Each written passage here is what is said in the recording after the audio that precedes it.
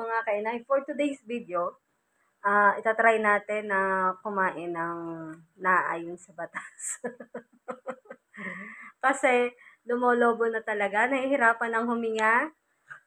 Tatry ko na makaya, sana makaya ko. Kasi medyo na tumaas lalo ang ating, syempre, kakakain. So, magtatry tayo. Meron tayong 2 itlog na nilaga. At meron tayong 3. Request lang. Dapat 2 lang talaga yung saging. Pero baka hindi ko kayanin. Kaya 3 munang saging. At meron tayong mainit na tubig. Try natin kung effective. Kasi talaga namang lobong-lobo na. Ang hirap talagang lalo't laging kaharap ay pagkain, hindi mapigil. So, kasi naramdaman ko na kanina, tumaas yung aking BP. Kakakain. Kaya yun, diet muna tayo. Yan. Samahan niyo ako kumain. Itlog.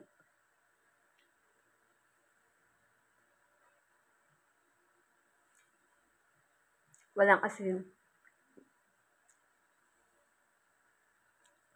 Sana makaya ko. Magdamag na hindi kumain.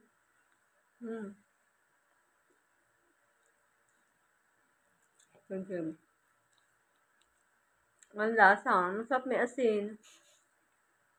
Pero hindi. Hindi tayo magpapakalapok.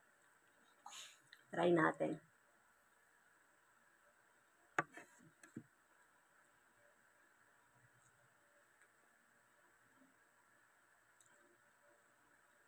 Saging na nilaga. Sobra na sa hinog. Ang init. Kagagaling ko lang sa gym. Gutom na.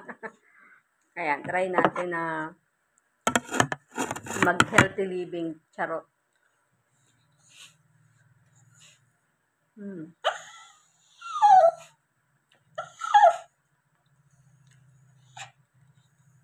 Hindi pa ako nakakaligo. Kagagaling ko lang sa gym. Siguro mga 1 buwan din ako hindi nakapag-gym. Or less than naman. Gawa ng 1 buwan nga. Gawa ng wala akong pambayad sa gym.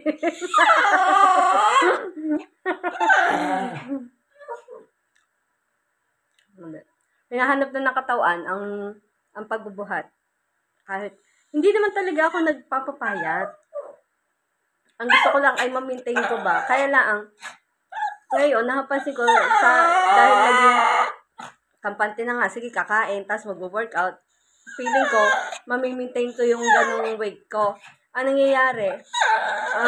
Mas tumataas yung aking bigat. Kaya yun. Gusto ko lang maging 50 lang. Kasi baka na. Ang kalokohan ng vlog kong aray. Bye-bye na. Ubusin ko pa to. Bye-bye. God bless everyone.